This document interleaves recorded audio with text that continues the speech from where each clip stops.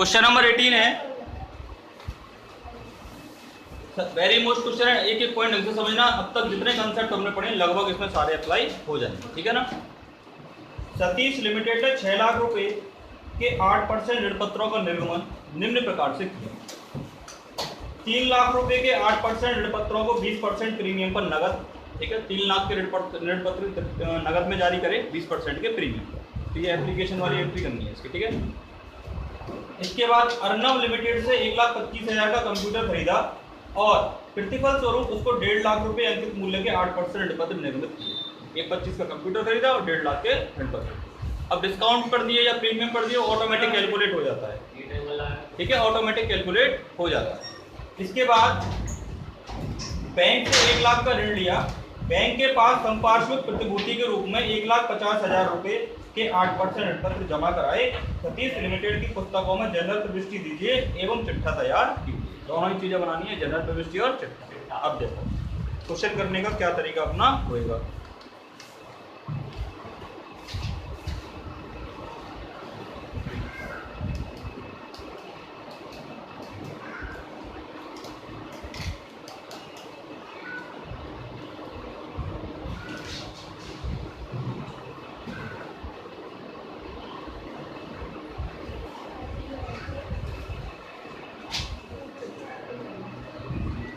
देखो भाई, सबसे पहले जनरल का format question number 18। Question number 18 किसकी बुक में बनाना है? जनरल ऑफ सतीश लिमिटेड है, कंपनी है इसका मतलब, ठीक है। ये column date, second column particular, इसके बाद एलएफ, इसके बाद डेबिट और इसके बाद क्रेडिट। सबसे पहले नंबर पे उसने क्या किया? 3 लाख के ऋण पत्र 8% के प्रीमियम पर इशू करे। तो सबसे पहले नंबर की entry, bank account debit issue करे, नगद के बदले इशू करे बैंक अकाउंट डेबिट। और जब पैसे के बदले कोई चीज इशू की जाती है तो क्या एंट्री करेंगे? एप्लीकेशन का, ठीक है। तो debenture application and allotment account. कितने रुपए के डिवेंचर इशू करे? 3 लाख रुपए के। कितने परसेंट का प्रीमियम था? 20,000 का। जैसे देखो 3 लाख के डिवेंचर थे प्लस 3 लाख का 20% क्या था? प्रीमियम था। तो टोटल कितने पैसे आए आपके पास? 3 लाख तो ये आए प्लस 60,000 का क्या आया? प्रीमियम। कितने पैसे आए आपके पास? 3,60,000। तो यहाँ नोटिंग करो कितने पैसे आए? 3,60,000। अब मैंने एप्लीकेशन और अलॉटमेंट एक साथ क्यों रखा? जब पूरा पैसा एक साथ आ जाता है हमारे पास तो उस पर हम लिखते हैं एप्लीकेशन एंड अलॉटमेंट। क्लियर है? इसके बाद इसकी एंट्री कैपिटल वाली कैसे होगी? कैपिटल वाली एंट्री के लिए इसको डेबिट कर दो। Debenture application and allotment account debit to, कितने रुपए के डिवेंचर पैसे आए मेरे पास? 3,60,000। डिवेंचर की रेट क्या है क्वेश्चन में? 8% टू 8%। डिवेंचर कितने रुपए की हमारे पास? 3 लाख, ठीक है। टू सिक्योरिटी प्रीमियम अकाउंट कितने रुपए का है? 60,000। तो पहले पॉइंट की एंट्री हो गई। मैंने 3 लाख के ऋण पत्रों को 20% के प्रीमियम पर जारी कर दिए। कोई दिक्कत इस एंट्री में? आगे देखो सेकंड पॉइंट क्या कह रहा है? अर्नव लिमिटेड से 1,25,000 का कंप्यूटर खरीदा। कंप्यूटर खरीदने की क्या एंट्री होगी? Second entry, computers account debit. किससे खरीदा? Arnav limited account. कितने का खरीदा? 1,25,000 खरीद लिया मैंने। अब अर्नव लिमिटेड को क्या दे रहा हूं मैं? 1,50,000 के ऋण का। इसको करो debit. Arnav limited account debit. कितने रुपए देने अर्नव को मुझे? 1,25,000 टू क्या दे रहा हूं इसको मैं 8% डिवेंचर। कितने के दे रहा हूं 8% डिवेंचर 1 लाख। अब समझ लो हमारा ड्यूअल एज द्विपक्षीय अवधारणा कहती है कि साहब ये 1 लाख, ये दोनों साइड क्या होनी चाहिए बराबर, ये 25 है और ये 50 है। कितने रुपए कम पड़ रहे हैं डेबिट में कम पड़ रहे हैं। अगर ये डेबिट में कम पड़े तो इसको किस नाम से लिखेंगे डिस्काउंट के नाम से। किस नाम से लिखेंगे डिस्काउंट के नाम से। और अगर बाई चांस ये क्रेडिट में कम पड़ते तो किस नाम से लिखते सिक्योरिटी प्रीमियम। बात समझ आ गई। अगर ये डेबिट में कम पड़े, डेबिट में कम पैसा आ रहा है तो डेबिट में लिखना पड़ रहा है तो क्या लिखेंगे डिस्काउंट, और क्रेडिट में लिखना पड़ रहा है तो क्या लिखेंगे प्रीमियम। बात समझ आ गई। ठीक है, ये 2 पॉइंट्स की हमारी एंट्री होगी। क्लियर है, इसको नोट करो फटाफट।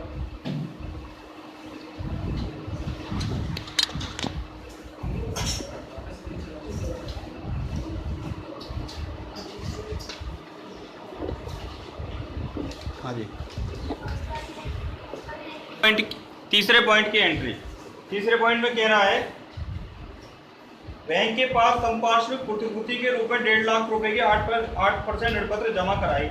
ठीक है, और लोन कितने का लिया 1 लाख रुपया। पहले लोन की एंट्री करो।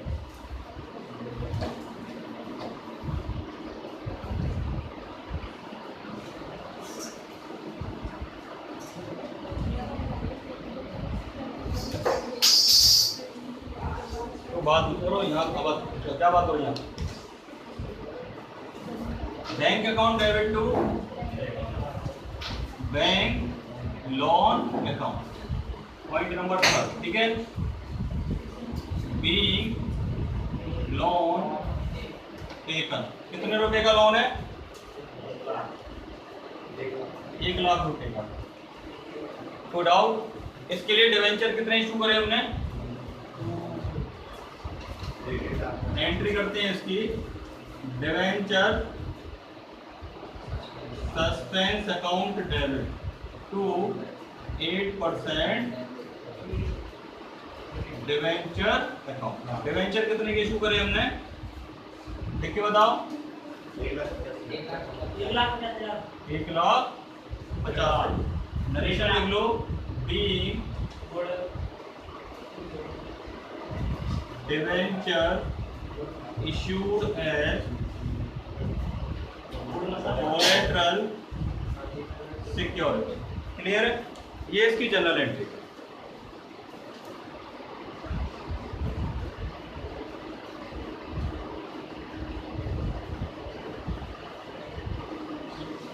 सब बच्चे नोट कर लो इसको, फिर बैलेंस शीट बनेगी इसकी। अब बनानी है इसकी बैलेंस शीट भाई, सतीश लिमिटेड की बैलेंस शीट।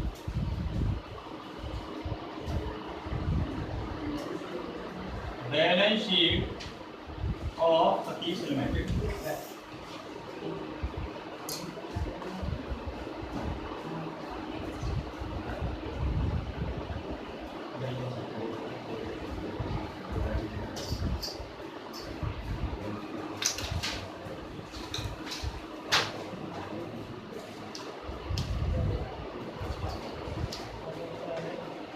हाँ भाई देखो,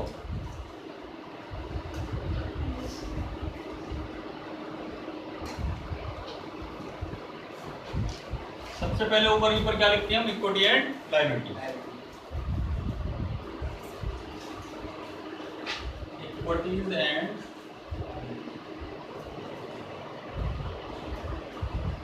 सबसे पहले इसमें लिखते हैं शेयर होल्डर फंड, तो कैपिटल शेयर कैपिटल है नहीं कुछ टाइम में। सेकंड नंबर पे क्या लिखेंगे नॉन करंट लायबिलिटी।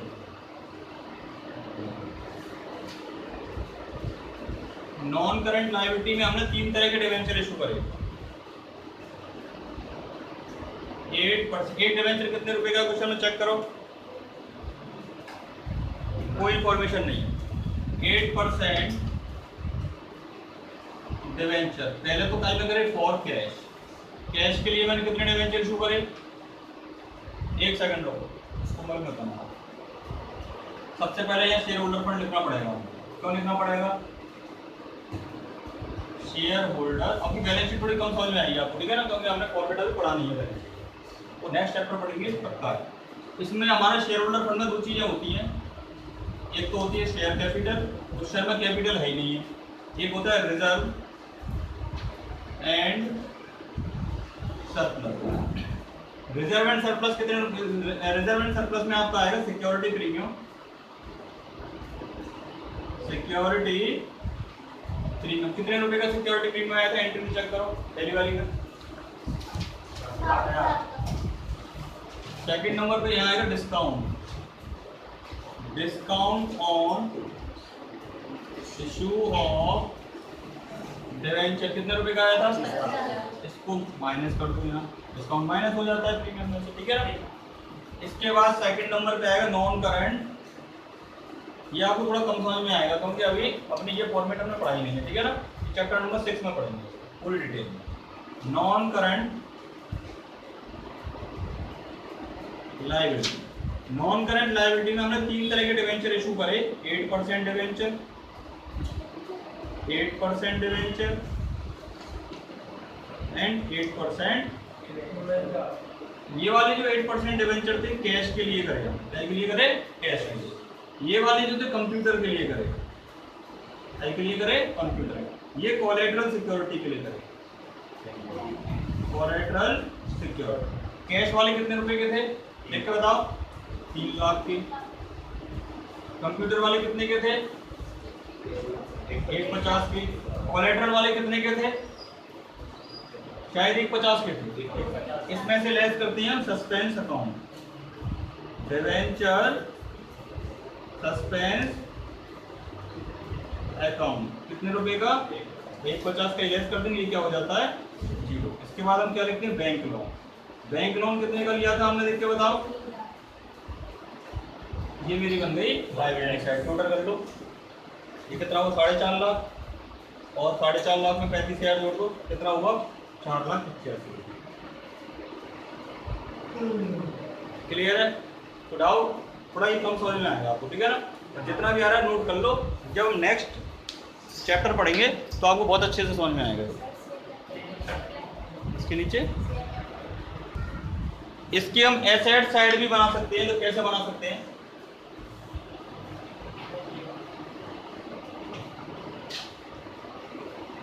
इसके नीचे से बनाना स्टार्ट करना, ठीक है। टोटल के वास्ते एसेट में डी पॉइंट इसका हो गया एसेट्स। एसेट्स में पहला पॉइंट होता है non current assets. Non current assets में पहला पॉइंट होता है फिक्स्ड एसेट्स। फिक्स्ड एसेट्स में मैंने क्या लिया, कंप्यूटर कितने का लिया था, 1,25,000 लिया था। इसके बाद सेकंड नंबर पे यहाँ आएगा current assets.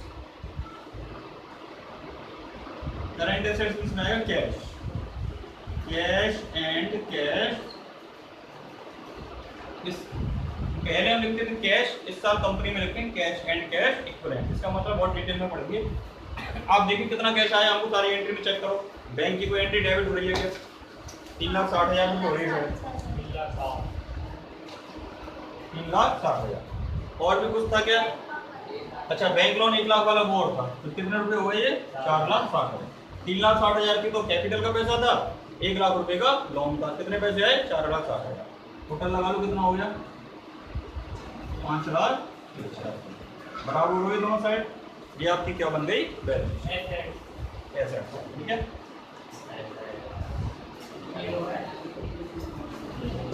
Very most question है 6 नंबर में आ सकता है, इसलिए आप अच्छे से इसको घर पे जाके दोबारा से रिपीट करें, ठीक है। 6 नंबर का। 4th नंबर का कंसेप्ट है इसमें, कंसेप्ट का नंबर 4, शोधन की शर्त के आधार पर निर्गमन। इसकी एंट्री करना बहुत सरल है, ठीक है ना। एक पॉइंट बताऊंगा, सारी एंट्री याद हो जाएगी उसके हिसाब से देख लेते हैं। बात करूं सर,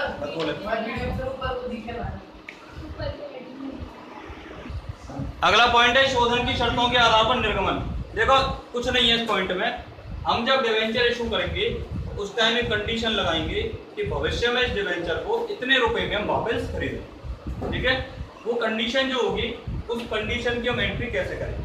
देखो इसके लिए 5 कंडीशन बनाई गई हैं अपनी बुक में, बाकी और भी होती हैं पर हमारी बुक में जितनी है उतनी पढ़ेंगे। पहला कंडीशन नंबर फर्स्ट, यदि निर्गमन सम मूल्य पर हो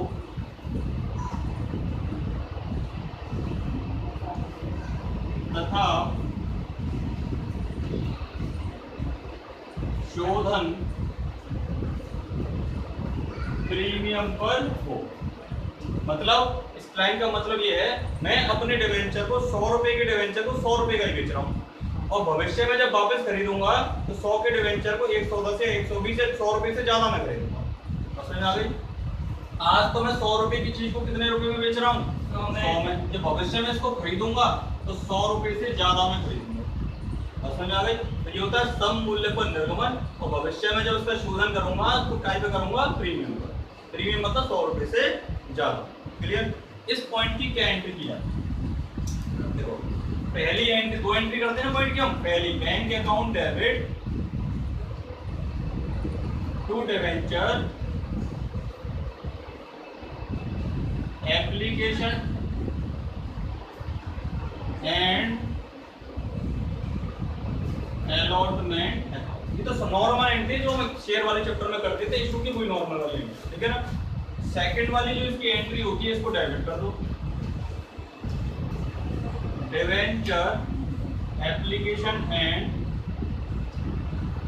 allotment account debit to debenture account. ये तो मेरी नॉर्मल एंट्री होगी जो हम नॉर्मली करते हैं। ठीक है, अब यदि शोधन अगर प्रीमियम पर हो रहा है, केवल प्रीमियम पर, अगर शोधन डिस्काउंट पर या सममूल्य पर होगा तो इसकी कोई एंट्री नहीं करते।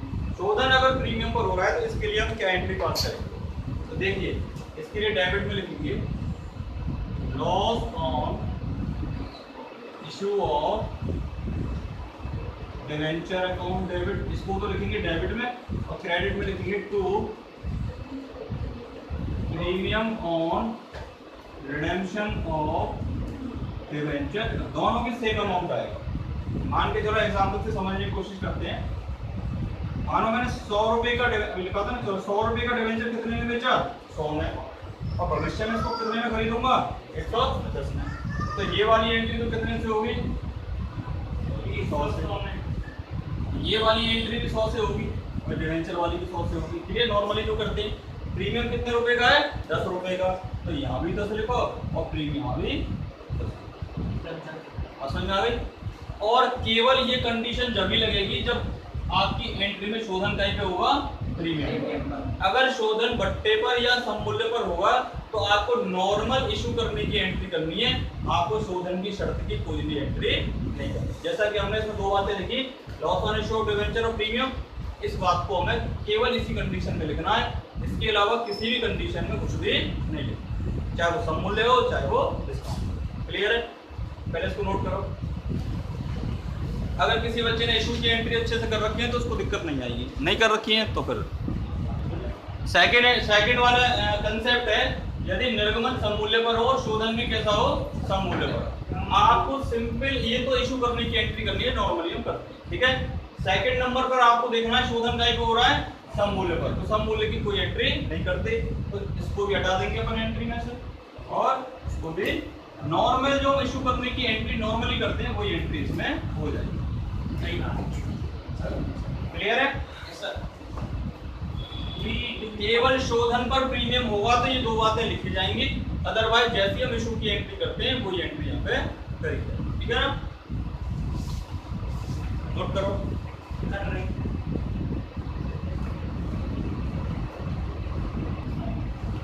कंडीशन नंबर 3 आपसे कहती है निर्गमन प्रीमियम पर, इस पर प्रीमियम कर और शोधन सममूल्य पर। अगर सममूल्य पर शोधन होगा तो इस पॉइंट की कोई एंट्री नहीं करनी है, केवल एंट्री करनी है निर्गमन प्रीमियम पर। ये एंट्री तो कॉमन एंट्री है, तो प्रीमियम को क्या कर देते हैं हम? क्रेडिट।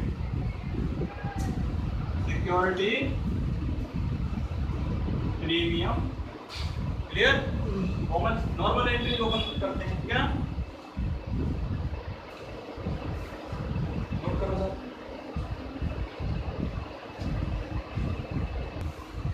कंडीशन नंबर 4 में आपसे कह रहा है यदि ऋण पत्रों को बट्टे पर निर्मित किया जाए। कंडीशन नंबर 4, यदि ऋण पत्रों को बट्टे पर निर्मित किया जाए और शोधन काय पर हो? प्रीमियम पर। देखो इसको अच्छी समझना, वेरी इंपॉर्टेंट है ये, एग्जाम में आती है ज्यादातर ये, ठीक है ना? सबसे इंपॉर्टेंट। सुनो भाई, मैं कंडीशन की बात कर रहा है, मेरा 100 रुपए का डिवेंचर है, इसको 80 रुपए में बेच रहा हूँ और 120 में खरीदूंगा। टोटल मेरा कितना नुकसान होगा? 40 होगा, नहीं होगा? 100 की चीज को 80 में बेच रहा हूँ और बाद में 120 में खरीदूंगा, कितने का नुकसान हुआ? 40 का हुआ, नहीं हुआ? चलो बस ये बात समझिए। अब देखो क्वेश्चन में मैंने आपको बताया था कितने का नुकसान हो रहा है? 40 का। इस पूरे को क्या लिख देते हैं हम? Loss on issue of debenture account. इसमें क्या क्या चीजें लिखेंगे? एक तो डिस्काउंट लिखेंगे प्लस प्रीमियम, प्रीमियम ऑन, दोनों को जोड़ के लिखेंगे, ठीक है ना? 20 रुपए का डिस्काउंट और 20 रुपए का प्रीमियम, दोनों को इसमें जोड़ के लिखेंगे। क्लियर? और 2 में क्या लिखेंगे? 2 प्रीमियम है ना, इसको कहाँ लिखते हैं? 2 प्रीमियम ऑन, काय पे प्रीमियम है? शोधन पर। Premium on redemption of debenture. Clear? मैंने पिछली एंट्री, पहली वाली एंट्री में बताया था प्रीमियम को यहाँ भी लिखते हैं और यहाँ भी लिखते हैं, डेबिट में भी लिखते हैं और क्रेडिट में लिखते हैं। क्रेडिट में लिखते हैं प्रीमियम ऑन रिडेम्पशन और डेबिट में लिखते हैं loss on issue of debenture. But इसमें एक लॉस और है, काय का लॉस और है? डिस्काउंट का, तो मैंने डिस्काउंट के लॉस को इसी में ऐड कर दिया। तो पहली जो एंट्री करी थी सेम टू सेम ये वही वाली है, ठीक है? अमाउंट चेंज हो जाएगा, ये सारी कंडीशंस थी आपकी।